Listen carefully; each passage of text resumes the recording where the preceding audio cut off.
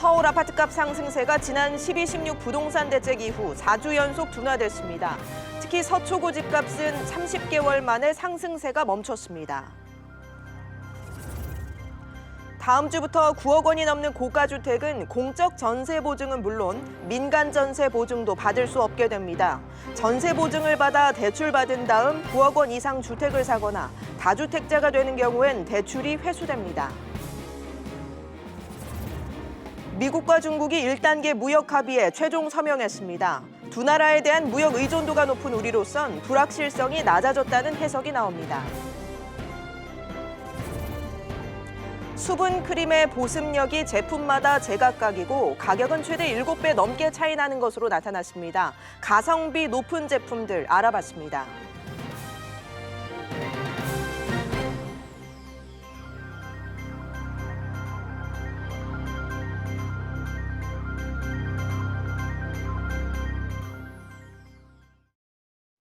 여러분 안녕하십니까? 1월 16일 비즈플러스 시작합니다. 첫 소식입니다. 지난 12, 16 대책 이후 서울 집값 상승세가 한풀 꺾였습니다. 강남 4구 가운데 서초구의 경우 30주 만에 집값 상승세가 멈췄습니다. 박연신 기자가 보도합니다. 지난해 12, 16 대책 이후 서울 아파트값 상승폭이 4주 연속 축소됐습니다. 특히 청와대가 집값 안정 1순위로 꼽은 강남 4구는 상승폭이 낮아졌으며 서초구가 0%의 상승률을 기록하며 지난해 6월 셋째 주 이후 30주 만에 보합세로 전환했습니다.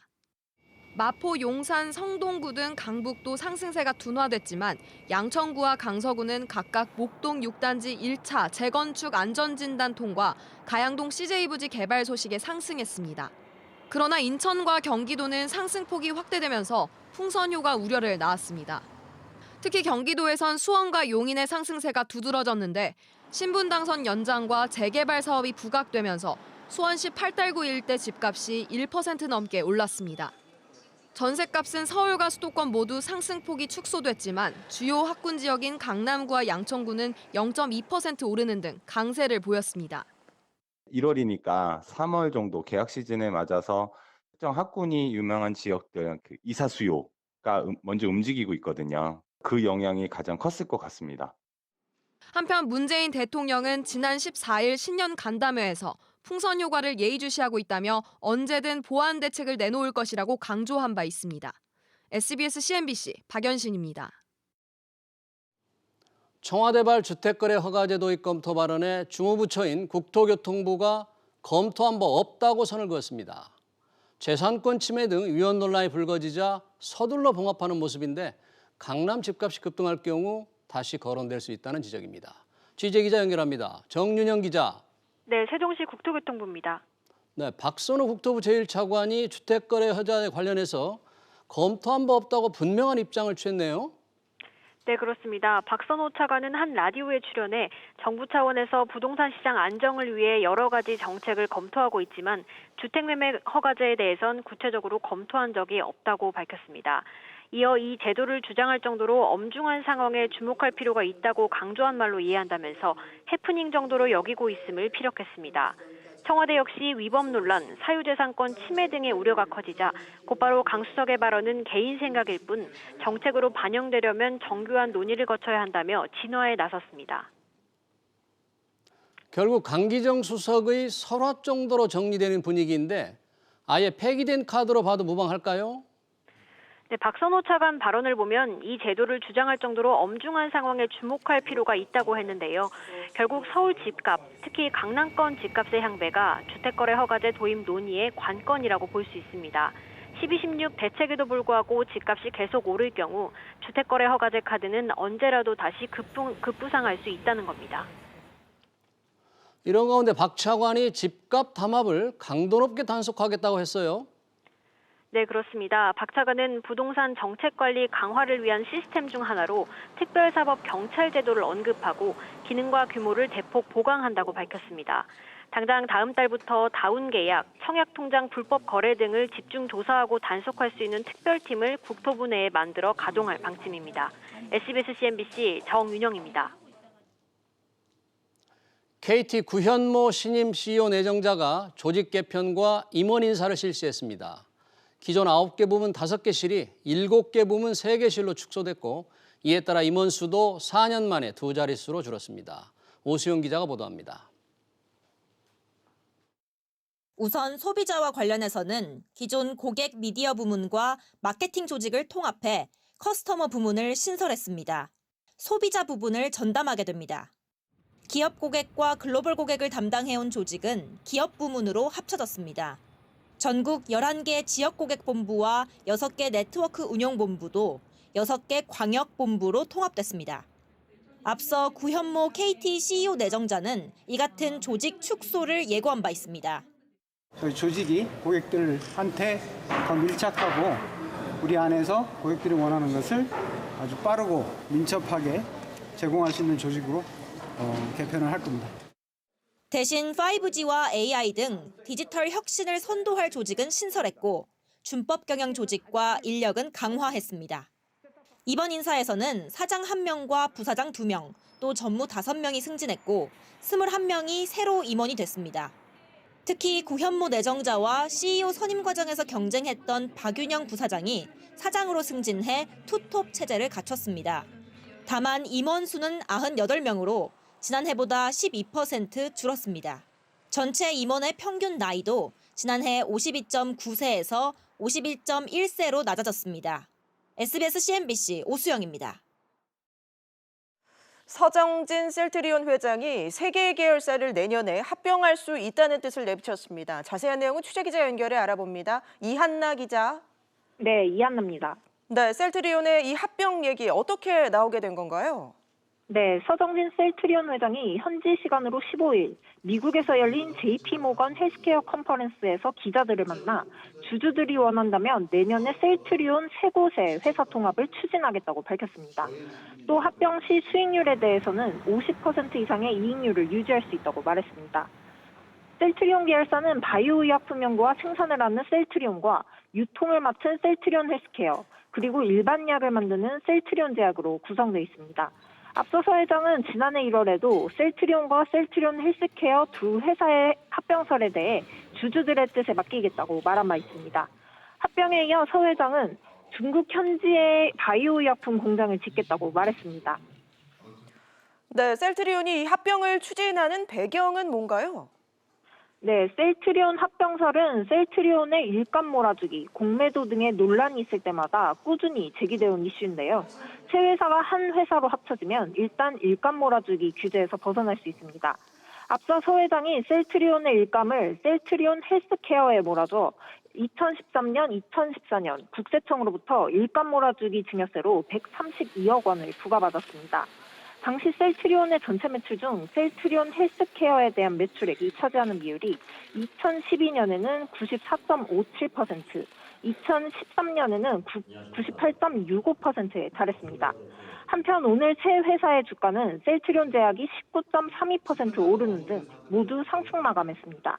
SBS CNBC 이한나입니다. 피부가 특히 건조한 겨울철에 수분 크림 쓰시는 분들 많으시죠? 수많은 제품 가운데 가격이 좀 비싸면 더 좋을까 싶지만 꼭 그런 건 아니라고 합니다. 한국소비자원이 수분 크림의 효과를 비교해 봤는데요. 이광우 기자가 전해드립니다. 시중에 판매되는 수분 크림을 보면 몇천 원짜리부터 5만 원이 넘는 제품까지 가격대가 다양합니다. 한국소비자원이 성인 여성 1,000명을 조사해 선호 브랜드 10곳을 골라 수분 크림의 효과를 검증해봤습니다. 수분 크림을 바르고 30분이 지난 후의 보습력은 모든 제품이 우수 이상으로 평가되었습니다. 4시간이 지난 후의 보습력은 제품 간 비교적 차이가 있었습니다. 닥터자르트와 이니스프리 제품은 10개 제품 중 가장 낮은 별 1개 등급을 받았는데 심지어 닥터자르트 제품은 가격이 4만 원을 훌쩍 넘겼습니다. CNP와 빌리프, 마몽드 제품이 별 2개를 받았고 더 페이스샵과 미샤, 비오템과 아이오페, 키엘 등 5개 제품이 가장 높은 등급으로 평가됐습니다. 보습력 상위 5개 제품 내에서도 가격 차가 컸습니다.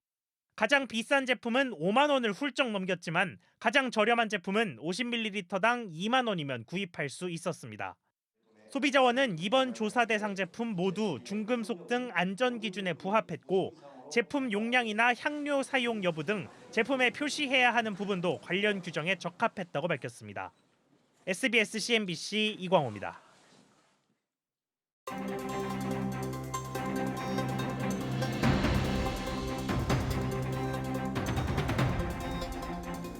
정부가 어제 고용 동향과 정부 정책을 발표했습니다.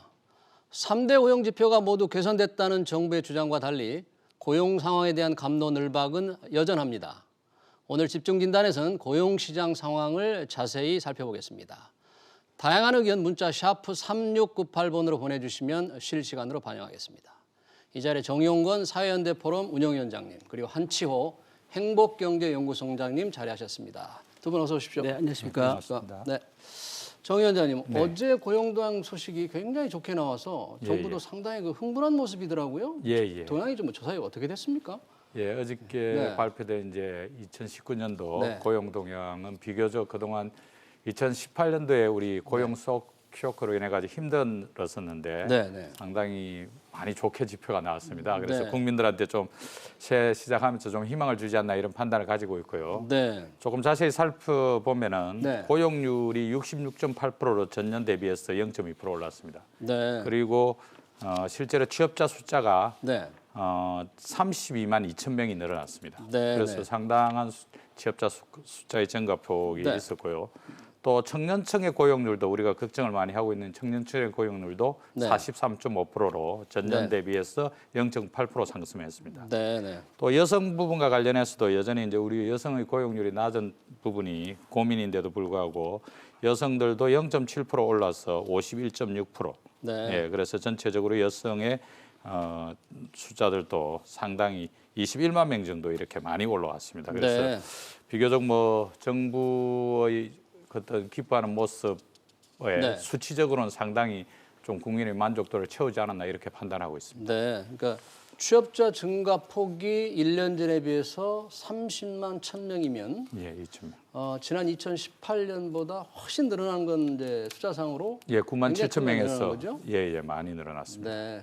그런데 만약에 18년과 19년 2년을 평균으로 한다면 한 20만 명 정도가 되겠는데 연평균 20만 명. 그렇죠. 정도. 한치호 소장님은 이 고용동향 통계를 보면 이제 19년은 30만 명. 그리고 18년은 9만 명 정도. 7천 명 정도. 합하면 평균 20만 명인데 전체보다 조금 합해서 보면 좀 낮을 텐데 어떻게 평가하십니까? 저는 이 통계 결과를 보면서 좀 안타까운 점이 좀 있었습니다. 어떤 면이 사실은 작년에 이렇게 저렇게 장관들을 많이 배석시켜서 좀 발표를 하셨어야 되는 거거든요. 우리가 이렇게 현재 결과가 안 좋기 때문에 앞으로 더 열심히 일을 하겠다라는 그런 결의를 보여주셨어야 되는데 작년에는 그렇지 못했고 올해는 오히려 우리가 잘했으니까 뭐 이랬으면 잘하고 장관들 나오셔서 하셨는데요. 원래 고용동향 발표는 통계청장 한 사람이 되는데 어제는 장관들이 거의 다 나왔더라고요. 그래서 그 많은 그 전문가들 기저효과라는 말씀 많이 하시잖아요. 워낙에 안 좋았기 때문에 지금 좋아졌다. 근데 사실 이게 일반 기업에서도 이런 일들이 많이 있거든요. CEO들이 새로 들어오면 그동안 했던 매출 실적은 전부 다 좀 부실이 많았어. 그래서 좀 낮춰놓고 다시 올리는 성향이 있는데 그런 모습을 보는 것 같아서 사실 정부에서 뭐 많이 잘하신 거에 대해서는 칭찬도 해드리고 싶지만 그런 모습에서는 좀 많이 아쉽다는 생각이 들어합니다. 정 위원장님 그래도 고용률은 굉장히 지금 올라가는 추세인 것은 맞는데 고용률이 취업자에서 15세 이상 인구로 나눈 거잖아요. 그렇습니다. 그럼 상당히 괜찮은 지표로 상황으로 볼 수 있습니까? 그렇습니다. 그래서 말씀하신 대로 이제 작년보다 좋아진 거는 2019년이 좋아진 거는 첫 번째는 기저 효과가 크다고 봐야죠. 2018년도에 고용 어려움이 있었기 때문에 첫 번째고 두 번째는 사실은 이제 노인 일자리가 많이 만들어졌습니다. 그래서 60세 이상의 일자리가 37만 7천 개였습니다. 근데 이 부분과 관련해서 이제 많은 지적들을 하고 계시는데 실제로 노인 인구가 작년에 53만 명 정도가 늘어났습니다. 굉장히 많이 늘어났죠. 그런 노인 인구가 그렇게 늘어나고 노인들의 일자리와 관련된 고민을 할 수밖에 없는데 기업의 측면에서 이 노인 일자리를 해결하기 어렵습니다. 그래서 정부가 역할을 해야 되는 것이고 그래서 정부의 일자리 창출을 위한 특히 노인 일자리 창출을 위한 정부의 노력이 주요한 측면이 있었다. 네. 저는 이걸 부인해서는 안 된다고 생각합니다. 네. 전체 인구 중에서 노인 인구가 60세 이상 노인 인구가 1,100만 명 정도 되는데 이 노인의 일자리 문제를 그냥 두고 갈 수는 없는 문제이기 때문에 그런 거고요. 네. 그다음에 이제 세 번째로 이제 사실은 단기간 노동자들이 많이 좀 생겼습니다. 네, 이 부분들은 이제 우리가 최저임금 인상에 따라서 일자리 쪼개기 이게 좀 현실화된 측면이 있는 것이거든요. 그렇게 봤을 때의 고용의 질과 관련된 정부의 어저께 설명은 좀 안타까움이 있지 않나 저는 이렇게 바라보고 있습니다. 그러니까 숫자는 늘었지만 단기 시간, 그러니까 알바 같은 단기 시간 일자리 늘어나는 부분 이런 부분들에 대해서는 조금 노인 일자리 쪽은 일자리가 늘었고 청년 쪽은 일하는 사람들이 좀 늘은 겁니다. 하나의 일자리를 두고 이게 시간을 나눠가지고 여러 명이 하는 이런 구조로 바뀌어가지고 커피숍이나 편의점이나 이런 데들 그런 식으로 바뀌었기 때문에 좀 엄밀히 분석하면은 청년 쪽의 일자리는 질적으로는 사실은 뭐 그러면 조금 이제 두 분 다 조금 아쉽다고 하는데 그 호전된 고용 지표에 대해서 정부의 반응이 어땠는지 어제 이제 경제부처 장관 6명이 이례적으로 함께 했잖아요. 그 부분에 대해서 한번 어제 얘기한 내용을 좀 듣고 토론을 이어가 보겠습니다. 지난해에는 일자리 중심 국정 운영의 성과가 가시화되며 고용이 양적, 질적으로 뚜렷한 개선 흐름을 보인 일자리 반등의 해였습니다. 우선 취업자의 증가, 고용률, 실업 등 3대 고용 지표가 모두 개선되면서 양적인 측면에서 V자형 반등에 성공하였습니다. 네, 그런데 지금 정용건 위원장님도 노인 일자리 증가를 말씀하셨는데 한치호 소장님, 사실 노인 일자리라는 게 정부의 돈으로 늘리는 건데 이게 지속 가능하다고 할 수 있겠는지 제가 지금 안타까운 점이 그런 점입니다. 어저께 이분도 인터뷰를 하셨죠. 청와대 일자리 수석도 황선수 일자리 수석도 인터뷰하신 언론 내용을 보면 뭐 60대 이상 일자리가 늘어난 37만 7천 개 가운데 재정이 투입된 일자리는 최대 14만 개라고 표현을 하셨는데요. 자, 오늘 이 토론회 오기 전에 제가 사는 동네가 구로구입니다. 그 구로구에서 작년에 냈던 걸 보니까 구로구에서 3,146 어르신들을 모신다는 그 공고가 나왔어요. 어르신들을 채용하겠다. 그런 일자리 만들어드리겠다. 근데 서울이 25개 구니까요. 25를 곱하면 이 일자리마다 7만 8천 개입니다. 그래서 재미있는 거는 제가 자료 찾다 보니까 충남 금산군 같은 경우는 인구가 좀 적잖아요. 충남 금산군이요. 금산군. 거기는 1,408명을 모집해요. 그 어르신들을 모집하는 광고가 나왔어요. 그러니까 이게 사실은 14만 개가 아니라 거의 대부분 다 정부 재정을 투입해서 만든 건데 그걸 언제까지 우리가 세금으로 해서 일자리를 해결할 거냐 이 문제에 대해서 정말 우리가 심각하게 고민을 해봐야 될 것 같습니다. 그러니까 사실 지난해 60대 이상이 37만 7천 명이 늘었는데 그렇다고 해서 우리나라가 노인 빈곤율도 굉장히 높은데 정 위원장님은 물론 지속 가능하지 않지만 그렇다고 정부가 손을 놓고 있을 수는 없잖아요. 그렇습니다. 그런 부분에 좀 긍정적인 면도 평가해야 되겠죠? 평가해야 됩니다. 이제 사실은 어저께 경제부처 장관들이 나오셔서 하셨는데 정부의 일자리 관련된 정책은 크게 이제 대통령께서 취임하시면서 일자리위원회를 만드셨습니다. 그래서 일자리 숫자를 여기는 양적인 측면의 기여는 사실은 일자리위원회를 중심으로 했던 것이고요. 이제 우리가 고용지표 조금 있으면 또 이야기해야 되지만 40대 제조업 등등과 관련된 양질의 일자리가 계속 줄어드는 문제와 관련해서는 경제부처 장관님들의 책임이 사실은 큽니다. 기재부, 산자부, 가기정통부. 어제 책임지는 발언은 안 들리던데. 다양한 정부 부처들이 사실은 이 제조업 양질의 40대 일자리를 지켜내기 위한 이런 노력들을 해야 되고 재정을 투입해서 일자리 만드는 것과 관련해서는 일자리를 위원회를 중심으로 노인 일자리라든지 또는 갑자기 일자리가 필요한 사람들에 대해서 응급적인 조치를 하는 것과 관련해서는 당연히 해야 될 일인데 이런 부분에 대한 입장들을 어저께 내놓지 못했다. 그러니까요. 그래서 사실은 국민들이 느끼는 게 야, 일자리가 32만 개나 늘었는데 도대체 나는 왜 못 느끼지? 그런데 실제로 경제 성장률 1.9%, 2.0% 이것은 국민들이 느끼지 못합니다. 그런데 일자리 문제는 현장에서 다 자기가 당하고 있기도 하고 나는 전혀 그렇지 않는데 왜 이러나 이런 것이 나올 수밖에 없을 정도로 실과 관련된 부분에서 경제부처가 저는 어저께 그 그림을 보면서 분발해야 된다. 분발하겠다 이런 뜻으로 좀 받아들여서 지켜봐야 될 것 같습니다. 지금 그 정인근 위원장이 아주 좋은 말씀을 하셨는데 40대 일자리가 사실 늘지 않은 것을 정부가 좀 분발해야 된다고 그랬는데 왜 이렇게 40대 일자리, 특히 제조업이 많이 줄었는데 왜 이렇게 일자리 이 부분에서 늘리질 못하고 있습니까? 저희가 정말 심각하게 생각해야 되는 문제 중에 하나입니다. 왜냐하면 그 작년 그 12월 3일 날 중앙일보 기사를 제가 잠깐 보니까 제목이 옆집 아빠 명태래. 대기업 세 곳 중 한 곳은 직원 줄였답니다. 그러니까 이게 지금 40대 명태를 좀 많이 받고 있잖아요. 좋은 일자리가 산업 구조가 줄고 바뀌고 있어서 네. 얼마 전에도 은행권들도 그 일자리를 많이 지금 명태를 받고 있고 그다음에 항공산업도 어렵다라서 명태를 받고 있고 명태 받고 있는 회사가 한두 군데가 아니거든요. 그래서 일자리가 사실은 한참 일해야 될 40대, 50대 그 연령대 일자리들이 줄어들게 되니까 당연히 산업의 허리가 끊기게 되는 거죠. 그렇죠. 그러니까 그 허리가 끊기는 건 뭐냐면 그분들이 한참 돈을 벌어서 자녀들을 키워야 되는 그런 그 가장들인데 그분들의 일자리가 사라진다는 것은 정말 심각한 문제죠. 근데 거기에 대한 대책을 이제 3월까지 내놓겠다고 정부에서는 말씀을 하셨는데 대통령도 그분은 이제 말씀을 하셨어요. 근데 저는 어떤 대책이 나올지 솔직히 기대는 안 됩니다. 왜냐하면 그분들은 이미 일자리가 있으신 분들이에요. 일자리가 없어 본 적이 없으세요, 공무원들은. 공무원들이?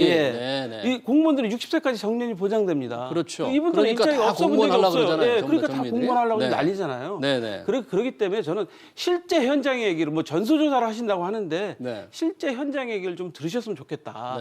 그게 제일 중요한 것 같습니다. 정 위원장님은 어떻게 그러면 40대 일자리 지금 심각한 문제를 해결해야 되는지 상황을 어떻게 보는지. 저희들이 이제 CNBS에서 수차례 토론하면서 사실은 이제 40대 일자리 문제를 어떻게 할 것이냐, 그것이 정부의 영역이냐, 민간의 영역이냐 했을 때 40대 일자리에 정부가 개입할 여지가 있는가? 사실은 별로 없습니다. 그 기업들한테 제조업들 양질의 일자리 만든 그 기업들한테 고용보조금 얼마 주는 것으로 또 3월 달에 정부 대책이 나와서는 안 된다. 결국은 해외로 나갔던 예를 들어 LG전자가 한국에서 휴대폰 사업을 접고 베트남을 갔던 이런 공장들이 다시 돌아오게끔 만드는 거. 이런 역할들을 기업의 에러가 무엇인지 정부 부처가 듣고 산자부가 듣고 가기부가 듣고 이렇게 스킨십을 통해 가지고 돌아오게끔 만드는 것이 하나라도 있어야지 그것이 진정한 대책이지. 단기적으로 지표의 변화를 주기 위해서 보조금을 일부 준다 해서 이거는 40대 제조업에서는 먹히지 않습니다. 구조적인 문제를 또 어떻게 해결하시고 앞서 말씀하신 대로 금융권은 정년이 60세로 늘었는데 55세 되면은 전부 희망퇴직 해버립니다. 뒷선으로 물러나는 거죠. 또 제조업은 사실은 우리가 돌이켜 보면은 한 30년 전에 86년, 87년, 88년 그때 삼저 호황이라 해가지고 인원을 대대적으로 뽑았습니다. 그렇습니다. 근데 그 인원들이 이제 나갈 때가 된 겁니다. 예를 들어서 현대자동차 기준으로 하면 1년에 2,000명씩 정년퇴직을 합니다. 2,000명씩? 예. 그 현대중공업도 마찬가지고 조선업도 마찬가지고 철강업도 마찬가지고 이런 우리나라의 그 근간이 됐던 제조업의 중심축에서의 고용들이 계속 정년퇴직으로 날아가고 있고 신규 일자리, 청년 일자리는 안 만들어지고 있다. 이 부분은 어떻게 풀 것인가? 사실은 기업 입장에서는 이익도 내야 되고 미래가 불확실하니까는 신규 채용을 안 하고 있는 것이죠. 그 고민을 좀 정부가 같이 들어보면서 토대를 어떻게 막을 것인가 관련된 이런 노력들을 올해는 정말 앞에 나왔던 장관님들이 자리에 계시지 말고 현장에 총출동하셔야 된다. 지금 정영균 위원장님께서 아주 중요한 말씀을 하셨는데 사실 40대 일자리 창출에 정부가 할 일이 이렇게 많지는 않다. 대충 일자리 한 95%가 민간이 창출한다고 그러거든요. 그러니까 민간에서 일자리를 많이 만들 수 있게 정부가 더 노력을 해야 되는데 어떤 부분이 좀 지금으로 그러니까 저는 정부에 계신 분들이 계속 개입을 하시면 안 된다고 생각해요. 자꾸만 규제를 한다든가 개입을 한다든가 정책으로 뭘 만들려고 하시면 오히려 기업들은 참여하지 않습니다. 기업들은 간섭받는 걸 싫어하는 게 특징이잖아요. 규제를 피해서 또 외국으로 나갑니다. 그렇죠. 그렇기 때문에 저는 기업들이 우리나라에서 일을 사업을 좀 많이 펼칠 수 있도록 많은 기회를 좀 만들어 드려야 될 것 같아요. 거기다 제일 중요한 건 뭐냐면 사실은 지금 산업 구조가 바뀌고 있잖아요. 이미 스마트 팩토리다 하면 이미 거기 우리가 느낌에 벌써 자동화를 넘어서 무인화로 가고 있는 그런 시대가 되기 때문에 일자리가 없어진단 말이죠. 그러면 제조업도 그런 거고요. 그래서 저는 여기서 좀 정치권이나 우리 정부도 생각해야 되는 게 우리 서비스 산업 발전 기본법인가 그거 아직 통과 못 시키고 있잖아요. 통과가 안 됐죠. 그 부분에 대해서 정말 해야 될 것 같아요. 우리 이번 이 통계를 보면 서비스 산업은 일자리 많이 늘어났습니다.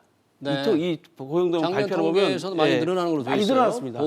보건 어차피 보건 의료 인력은 많이 모자른다는 게 지금 현재 보건복지부의 추세예요. 그렇다면 그런 법을 빨리 정비해서 빨리 합의해서 만들어서 일자리를 만들 수 있는 폭을 넓혀야 되는데 각자 자신들의 이익 때문에 지금 하지 않고 계시단 말이죠. 이게 문제라는 거죠. 서비스 부문의 일자리가 많이 늘어날 수도 있고 또 늘어나기 위해서 법안도 지금 준비가 돼 있는데 통과가 지금 안 되고 있는 것은 정부의 노력 좀 있지만 국회가 또 협조를 안 하기 때문 아닐까요? 그렇습니다. 네. 이제 뭐 사실은 노동 관련한 주요한 네. 입법안들 포함해서 사실은 뭐 국회가 네. 정상적인 기능을 제대로 하지 못했기 때문에 그러는데 이제 뭐 총선 국면으로 들어간 상황이고 상반기는 국회를 기대할 수도 없고 그렇죠. 정말 우리 때문에. 국민들이 이번에 잘 네. 뽑으실 때 네. 능력 있고 잘하실 분으로 네. 좀 뽑아가지고 하반기 국회는 좀 정상화돼서 국민들한테 좀 실질적인 희망을 좀 줬으면 좋겠고요. 네네. 이제 또 일자리 측면에서 이렇게 보면은 네. 우리가 이제 논란이 많았던 52시간 문제도 사실은 일자리 관련해서 여러 가지 측면을 냈지만 예술, 스포츠, 여가 네. 관련 서비스업에서는 상당히 대폭적으로 늘어났다. 실제로 이 부분들. 여가 예술 스포츠 쪽에서 예, 한 일자리가 뭐 많이 늘었다. 5만 명 정도의 일자리가 신규로 늘어나고 있고. 이게 52시간제에 따른 예. 여유 시간이 늘면서 여유 시간이 늘면서 이제 워라밸을 워라밸을 즐긴 네. 사람들 근로자들이 늘어나면서 네. 시간은 실제로 11.3% 정도 늘었기 때문에 네. 이쪽 부분들도 조금 주목해야 될 그런 상황인 것 같습니다. 네. 사실 40대 일자리에 시급한 문제는 정부가 대책을 내는다고 하니까 좀 뭐 기다려봐야 될 것 같은데 지금 청년층 일자리 시가 심각한 거예요. 전체 일자리가 많이 늘어났지만 청년들의 실질적인 체감 실업률은 뭐 20%를 넘지 않습니까? 엄청 넘죠. 청년들이 전부 노량진으로 달려가고 있지 않습니까? 네, 지금 네. 이게 문제가 네. 얼마 전에 그 사회적으로 우리 유튜버가 문제가 됐던 적 있죠. 네. 용접공, 호주 용접공이나 가야 된다, 뭐 이런 거에서 지금 사회적으로 네. 문제가 되고 있는데 네. 이게 바로 사회적 인식의 문제점 때문에 이런 것 같아요. 네, 그래서 네. 안정적인 일자리, 그냥 정년까지 갈 수 있는 일자리를 젊은 사람들이 찾다 보니까 결국 갈 수 있는 데가 공직뿐이 없다는 거죠. 네, 네. 그런 일들이 생기는 것 자체가 왜 생기냐 생각해 보면 우리 사회적인 그 인식 자체가 너무 큰 것 같습니다. 그래서 네. 저는 그런 부분들도 사실 장기적으로 좀 대책을 좀 세워야 되지 않느냐. 네. 청년 일자리에 당장 뭘 해준다는 것보다는 좀 10년, 20년으로 보고 왜냐하면 인구도 변하고 있기 때문에 네. 인구 구조가 지금 막 변하고 있습니다. 네, 네. 제가 대학에서 지금 그 겸임교수 학생들 가르치고 있지만 네. 학생 수가 확 줄고 있어요. 네. 그걸 체감하고 있습니다. 그렇다면 정부가 그것까지 같이 해서 20대 청년들을 위한 일자리도 같이 대책을 세워줘야 되는데 네. 당장의 성과나기만 급급하다 보니까 20대 청년들은 당연히 갈 수밖에 없죠. 제 인척도 얼마 전에 그 공무원 붙었다고 연락이 왔더라고요. 아주 40살인데요. 좋아하겠네요. 40살인데요. 아, 40살. 대기업에 다니다 혹시 시험을 봤어요? 아니 학원 강사했어요. 학원 강사를 학원 하다가? 강사가 지금 공무원 하겠다고 네. 공무원 시험 합격했다고 연락이 왔더라고요. 아, 그래요? 지금 시대가 이런 시대입니다. 그래서 우리나라를 공무원 공학이라고 그럽니다. 예. 너나도 취준생 10명 중 3명이 공시족입니다. 그죠. 3명이 공시족이죠. 공시족. 예. 네, 그럼 그걸 어떻게 해결할 수 있겠습니까, 이 국가가? 그래서 이제 뭐 가장 중요한 부분이고 사실은 청년의 일자리를 만들어내냐는 못 만들어내냐는 대한민국 미래가 걸려 있는 부분들입니다. 네. 그래서 적극적으로 개입해야 되는데 저희가 이제 뭐 전년도에 청년 취업자가 4만 1,000명 정도 증가했다고 보는데 단시간 근로자가 증가했기 때문에 실질적으로 이걸 질적으로 좋다고 보기는 어렵죠. 네. 그리고 누가 봐도 청년들의 양질의 일자리가 늘어났다고 보기 힘든 구조인데 네. 실제로 이제 OECD 선진국들, 뭐 네. 미국을 비롯해서 선진국들의 고용률이 한 55% 정도 됩니다. 청년 고용률이. 청년 고용률이. 예, 우리가 한 10% 정도 낮은 이런 구조에 있거든요. 네. 이걸 갖다가 신속히 올려내야 된다. 그런데 사실은 뭐 지금 기업들이라는 것이 고용을 책임을 지고 있는 네. 기업들이라는 것이 현재 임금 체계 구조는 어렵다 이런 이야기들을 하고 있는 것이거든요. 네, 네. 그래서 사실은 그 경제부총리께서 정년 연장 카드를 갖다가 인구가 줄어서 생산 가능 인구가 줄어서 꺼내 들다가 정년 연장이라 하면 지금 위원장이 말씀하시는 것은 60세에서 더 늘리는 걸 말씀하시는 더 늘리는 건가요? 거죠. 그 네. 카드를 들었다가 이게 아무래도 이 청년 고용에 지장을 미칠 것 같으니까 네. 결국 그 카드를 갖다가 제대로 이제 뭐 하지 못하고 발표만 하고 마음 지었는데요. 상당히 폭발력 있는 예. 현재로서는 사실은 현재의 임금 연공구 구조로서는 지금 현재 60대 가까운 연봉 양질 네. 일자리 1억 가까운 연봉을 주면서 또 청년을 채용하기 어렵다는 기업들의 고민도 솔직히 들어봐야 될 것 같습니다. 네. 저도 노동계 출신이지만 네. 그래서 이제 뭐 노동부도 이야기했던 직무급제 네. 또 노동조합들도 사실은 우리 한국의 기업별 노동조합에서 산업별 체계로 바뀐 것이 네. 산업 내의 노동자들이 동일 가치 노동에 대해서는 동일 임금을 받자. 네, 동일 직무에 대해서는 동일의 임금을 동일 받도록 임금 하자는 받자. 이런 구조로 짰거든요. 근데 네. 그게 도입되지 못했어요. 네네. 근데 최저임금도 올라오고 여러 가지 구조의 변화가 일어났기 때문에 네. 이제 임금 체계의 변화를 통해서 노동자들은 장기적으로 안정적인 직무, 숙련도에 맞췄던 그에 네. 따른 임금, 마찬가지로 기업도 계속 기간이 많다고 해가지고 임금 부담을 가질 수 있는 이런 구조에서 빨리 벗어나게 하는 이런 것들도 여전히 청년 고용을 도움되는 것이고요. 네. 청년의 미래와 관련해서 사실은 기업과 정말 어렵더라도 정부가 나서야 됩니다. 정부가 나설 수 있는 공간이 어떤 부분이 정부가 있을까요? 이제 뭐 지원하고 있는 것이 현재 중소기업들에 대해서는 청년 고용, 뭐 장려금 이런 네, 보조금을 지원하고 있는 이런 구조인데요. 네. 사실은 네. 청년이 직장을 구할 때까지 사회적 안전망을 작동시켜 주는 것과 관련해서도 고민을 네, 해봐야 됩니다, 실제로. 네. 그리고 또 대학과의 산학 연결을 갖다가 할 수 있는 구조. 우리는 네. 전혀 단절돼 있지 않습니까? 그렇죠. 대학 졸업해서 사실 회사에 들어가지고 네. 학교 때 배운 기술을 쓰는 사람이 거의 없어요. 그나마 이공계는 요즘 기업이 좀 다시 재교육을 시켜야 됩니다. 이런 구조인데 이 산학 협력을 연계하는 이런 것들을 갖다 참참히 짜서 구조를 바꿔 놓으면은 네. 사실은 어느새 청년 고용들이 기업들이 우리나라 청년들을 갖다 훨씬 더 좀 많이 쓰게 된다. 이런 판단을 가지고 있습니다. 네, 그러면 우리 정용건 지금 위원장님께서 그런 문제를 얘기하셨는데 우리 한 소장님은 이 젊은 층의 취업 확대를 다 공시적이 지금 된다고 그랬는데 그렇죠. 구멍이 된다고 했는데 그게 민간 기업이 취업 뽑으려면 아까 말씀하신 대로 임금 구조를 좀 바꿔야 되는 거 아니냐. 저는 임금 구조도 바꿔야 되고요. 그 우리 노동 문화도 좀 바꿔야 된다고 생각해요. 무슨 뜻인가요? 그다음에 기업의 경영 문화도 바꿔야 되는 네. 게 사실 요즘 젊은 사람들은 네. 우리 때하고 저도 이제 50대지만 저희 네. 때하고는 살아가는 방식 자체가 틀립니다. 네. 왜냐하면 공부했던 방식도 틀리고 네. 저희는 학교에서 칠판에서 선생님 쓰셨으면 네. 지금 전부 전자칠판이고 네. 선생님이 PPT로 강의를 하신단 말이에요. 근데 그런 시대가 바뀌었으면 이 젊은 세대가 받아들일 수 있을 만한 일자리를 만들어주고 그거에 대한 그 노사 문화나 뭐 노동 문화나 네. 기업 경영 문화가 돼야 되는데 그렇지 못하다는 거죠. 제가 오기 위해서 어떤 통계를 봤더니 네. 그 기업에 입사를 한 사람 중에 5명 중에 한 사람은 또 퇴사를 한다고 그래요. 바로 1년 이내로. 5명 중에 한 명, 20%가 네, 1년에 퇴사를 한다고 그래요. 실제로 제가 대기업 분들 만나보면 네. 고민들이 많습니다. 네, 네. 왜냐하면 퇴사율이 너무 높아요. 네. 높다 보니까 이렇게 힘들게 취업을 했는데 왜 이렇게 빨리 퇴사를 하게 되느냐. 그 원인을 네. 찾다 보면 이분들이 만족하지 못한다는 그런 게 생기는 거거든요. 네, 네. 그렇다면 20대 젊은 청년들을 위해서 우리 사회 자체가 네. 이제는 좀 문화를 좀 바꿔줘야 되는 좀 체제로 가야 된다. 네. 그래야지 그분들도 안정적으로 우리나라에서 일할 수 있는 자리를 찾을 것이고 네. 또 한 가지는요. 네, 네. 정부가 좀 기업들이 좀 자유스럽게 좀 일할 수 있게 좀 많이 좀 풀어줬으면 좋겠어요. 자유스럽게 일한다는 것은 임금이라든지 노동 관련 그것뿐만 제도를 아니라 좀 사업 탄력적으로 운영한다? 투자에서도 네. 뭐든지 좀 이렇게 해줬으면 좋겠다는 거죠. 왜냐하면 지금 기업들이요. 네. 그 제일 두려워하는 게 뭐냐? 무슨 일을 하려고 그러다 야 이거 우리 특혜 받는 거 아니야? 나중에 또 다음 정권에서 문제되는 거 아니야? 이런 것들이 상당히 지금 커요. 네. 제가 대기업 분들을 오늘 점심에도 만나고 왔는데 네. 그런 걱정들을 좀 사실 많이 합니다. 이 정부에서 잘 보였다가 혹시 정권이 바뀌어서 바뀌면 또 문제될 수 있지 않을까? 뭐 이런 것들이 네. 상당히 큽니다. 우리나라는 이게 계속 반복되고 있기 때문에 네. 기업들이 어떻게 해도 과감하게 투자를 못합니다. 이런 부분들에 대해서 저희가 정말 심각하게 좀 고려를 좀 해봐야 될 것 같습니다. 정건 위원장님은 지금 우리 한 소장님 말씀에 대해서 어떻게 생각하십니까? 기업들이 과연 뭐 그런 정치적 풍향계 때문에 좀 그렇다, 투자하기 어렵다? 이제 좀 사실은 이 네. 정경유착의 문제와 관련해서 네. 계속적으로 문제가 되고 그것이 또 이제 사법적 판단을 들어가고 이런 것들이 이제 기업의 여러 네. 가지 활동, 네. 투자 이런 데도 영향을 미치는 이런 부분들과 관련해서는 뭐 단호히 선을 그어야 된다고 네. 생각하고 있고요. 저는 네. 뭐 그런 부분과 관련해서 문재인 정부는 뭐 기업에 대해서 뭘 요구하거나 이러지는 않는 것 같다. 네.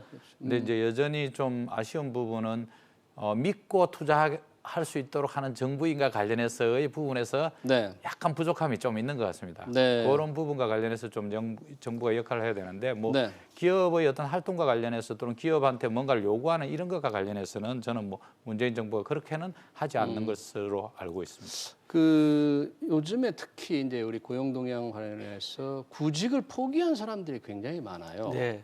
사실 40대 일자리도 줄고 있지만 60세 이상 인구는 취업이 늘지만 구직을 포기한 사람들이 많은데 이것도 심각한 사회 문제입니다. 제가 오늘 예. 점심 먹으면서 그 얘기 마침 또 들었습니다. 네, 어떤 문제인가요? 그 모 그룹에 이제 해체된 모 그룹에 근무하던 직원인데 네. 자기들이 같이 근무하던 직원들이 네. 다 그냥 놀고 있다는 거예요. 그분들이 네. 다 이제 50대 되신 분들인데 네. 다 놀고 있다는 거예요. 왜 노냐 물어봤더니 그 무슨 사업을 하면 망하니까 이 집 하나라도 지켜야 된다. 그래서 부인들이 절대 나가서 무슨 일하지 말라고 아주 끄끄 뜯어 말린답니다. 근데 새로운 그분들이 사업을 하면 망할 수도 망할 수 있다. 있으니까 그래서 있는 돈이라도 지키자. 네, 지키자. 그런데 얘기를 들어보면 그분들이 다 스카이 출신의 그 우수한 인재들이라는 거죠. 근데 나이가 스카이 출신들이라도 나이가 50대 넘으면 기업들이 채용을 안 해요.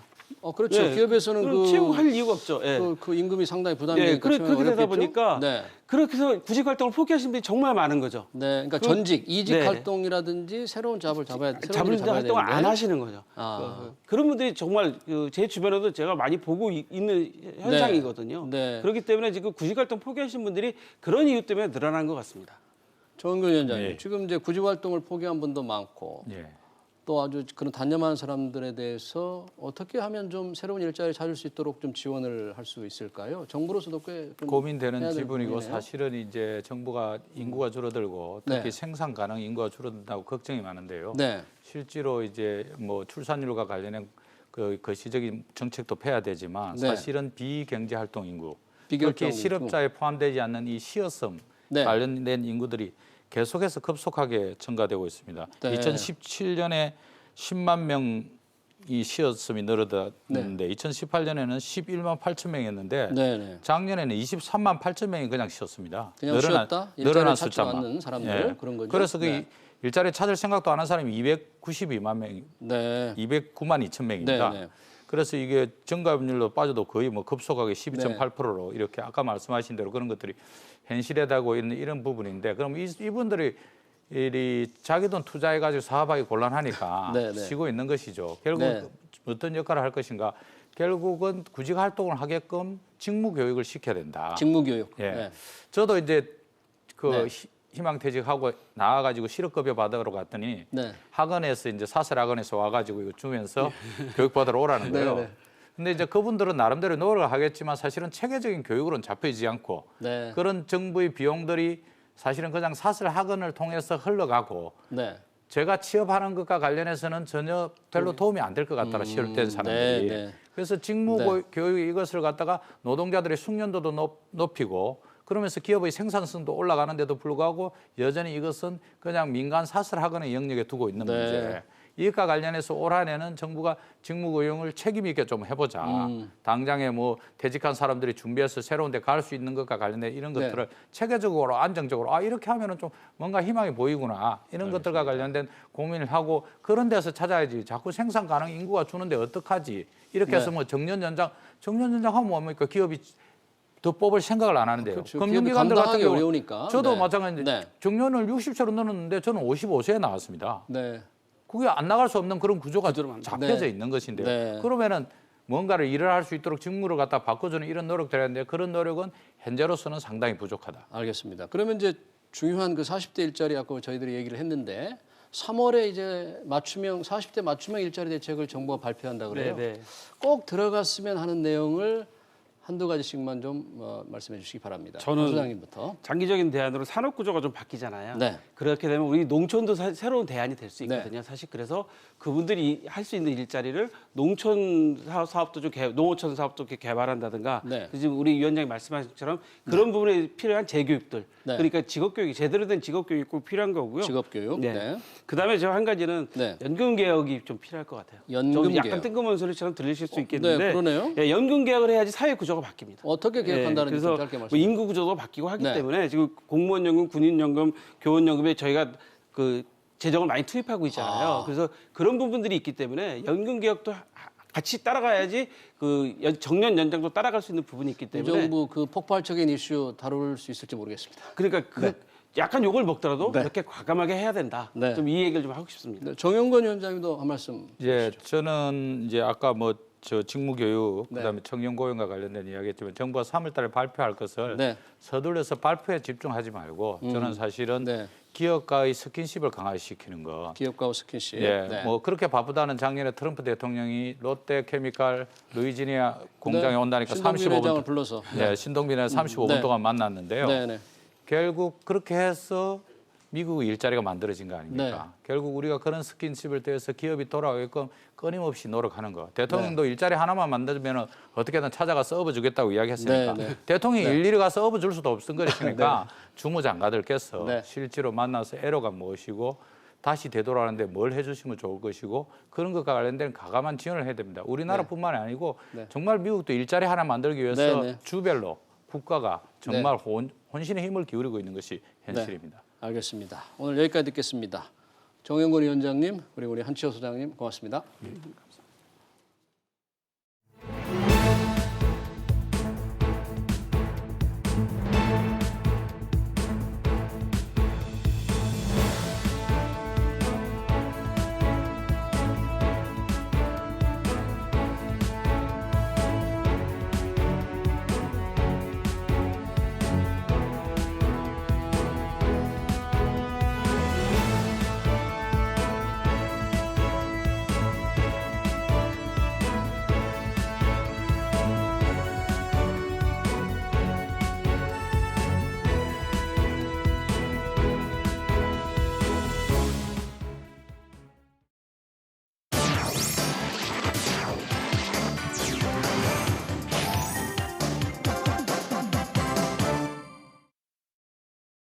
취재 기자들과 함께 오늘의 핫 이슈들 체크해 보겠습니다. 먼저 부동산으로 가봅니다.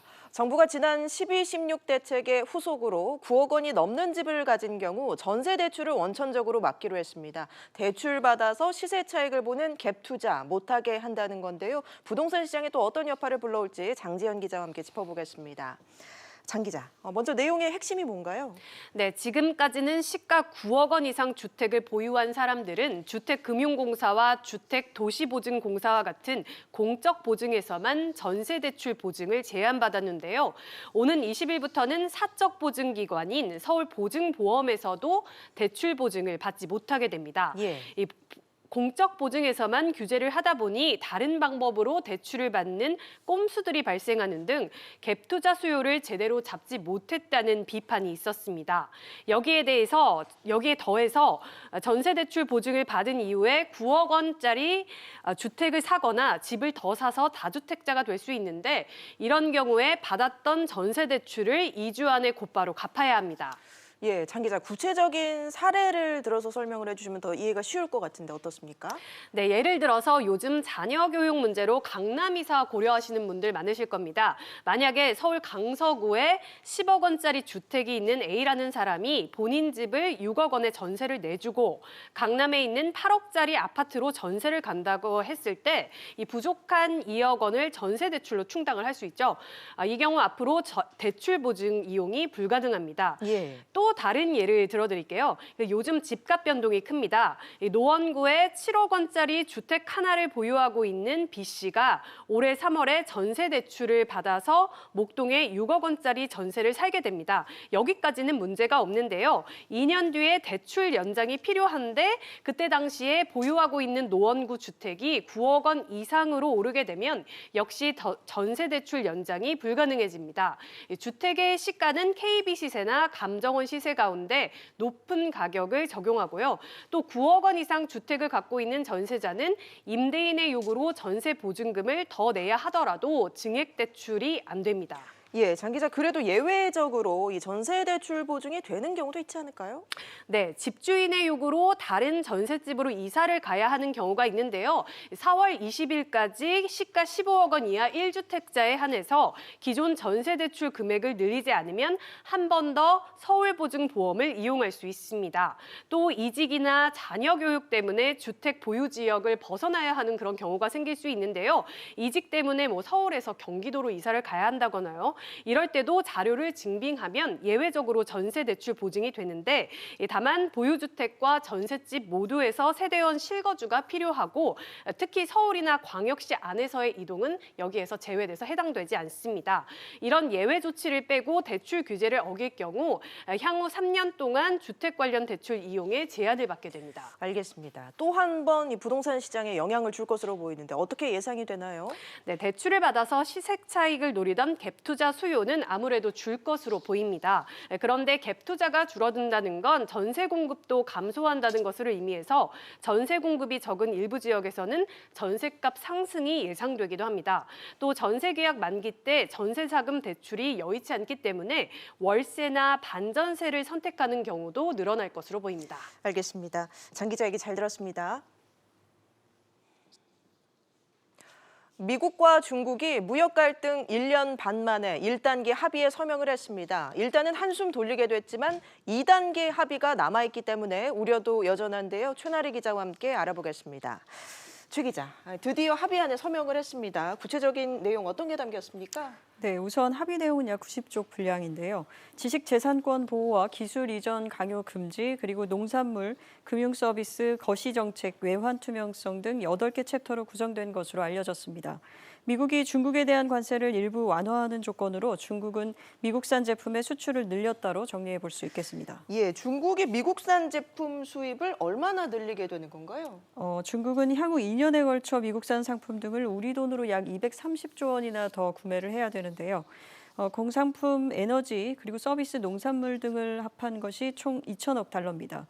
2017년 기준 중국의 대미 수입액에 더하면 전체 규모는 약 7천억 달러입니다. 예, 그러면 미국은 관세를 어떻게 낮추게 되는 건가요? 미국은 약 1,600억 달러 상당의 관세 부과를 철회했고요.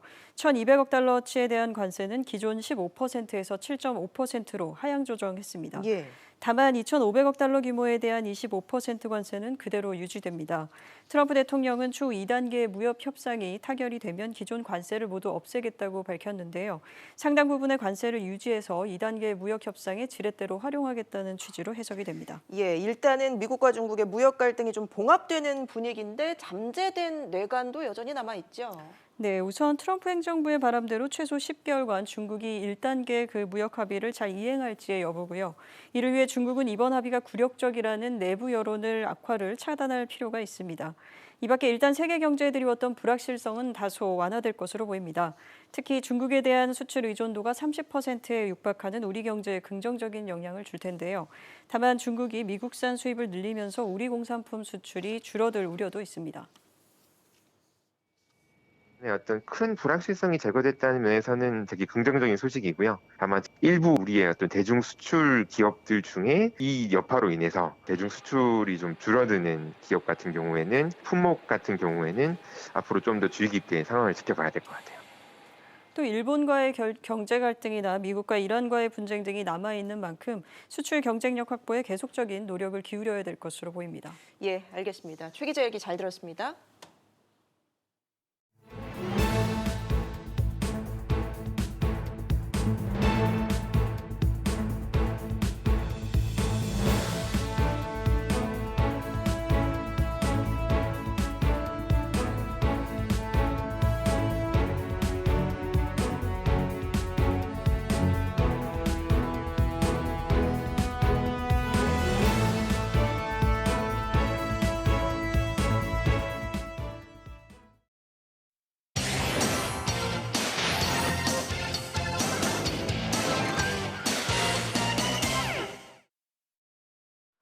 지난해 큰 화제를 낳은 영화죠. 조커의 뮤지컬판으로 불리는 웃는 남자가 2년 만에 돌아왔습니다. 빅토르 위고의 원작 소설을 뮤지컬로 되살린 작품인데요. 화면으로 만나보시죠.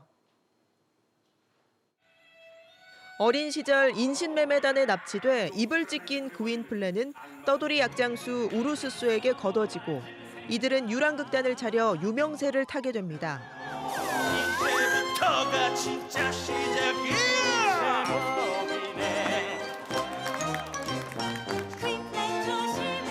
그러다 죽이겠다 살살해. 빅토르 위고의 소설 웃는 남자가 우리 창작 뮤지컬로 만들어졌습니다. 신분 차별이 극심했던 17세기 영국을 배경으로 그윈플랜의 여정을 따라 정의와 인간성의 가치를 깊이 있게 조명합니다. 최첨단 무대 장치로 장면마다 몰입감을 높이고 2년 전 초연 때보다 음악과 구성을 업그레이드했습니다. 원작 웃는 남자는 영화 다크나이트 속 조커 캐릭터의 모티브가 되기도 했습니다. 최근에 또 조커라는 영화가 개봉해가지고 몇 번이고 돌려보면서 좀 조커라는 캐릭터에 대해서 웃는 남자라는 캐릭터에 대해서 뭔가 교집합이 있지 않을까라는 연기적으로 뭔가 행동이라든가 그런 표현에 대해서 많이 고민을 했던 것 같아요. 뮤지컬 무대가 관객들로 둘러싸여 있습니다. 관객과 눈높이를 맞춘 무대에서 관객이 공연에 참여하는 이머시브 공연이 찾아왔습니다. 미국의 소설가 스콧 피츠제럴드의 고전 위대한 개츠비를 새롭게 각색한 작품입니다. 관객은 개츠비의 호화로운 집에서 열린 파티에 참석한 듯 칵테일을 마시고 춤도 추면서 공연 속에 녹아듭니다. 세계적인 창의 예술가 에르베 튠레와 함께하는 미술 놀이 시간에 아이들이 호기심 어린 눈빛으로 즐겁게 참여합니다. 예술의 전당이 에르베 튠레와 함께 기획한 어린이 문화체험 공간이 문을 열었습니다. 어려서부터 전시 관람을 배울 수 있고 재미있게 즐길 수 있는 공간으로 만들어서 아이들이 예술과 친해질 수 있는 놀이 공간 속에서 다양한 전시와 강좌 등을 만나볼 수 있습니다. 지난해 일자리 증가를 놓고 정부는 V자 반등이라고 합니다. 정부가 세금으로 만든 노인들의 단기 일자리만 줄어들었는데 자화자찬 일색입니다. 민간이 만들어내야 할 일자리 영역에 정부가 너무 깊숙이 들어갑니다. 젊은이들은 공무원이 되겠다고 너도나도 노량진 학원으로 달려갑니다. 결코 지속 가능하지 않습니다. 오늘 비즈플러스는 여기까지고요. 잠시 후 7시에 뉴스 프리즘이 이어집니다. 시청해주신 여러분 고맙습니다.